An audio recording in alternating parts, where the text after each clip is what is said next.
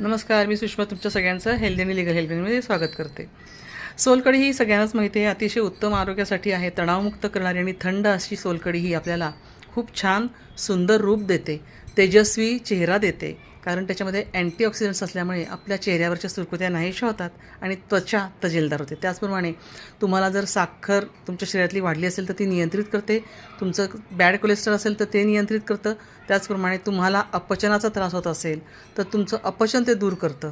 तुमच्या शरीरातले कुठलेही विषारी गुणधर्म असतील, म्हणजे डिटॉक्सिकेशन आपल्या शरीरामध्ये असेल तर ती संपूर्ण सोलकढी दूर करते.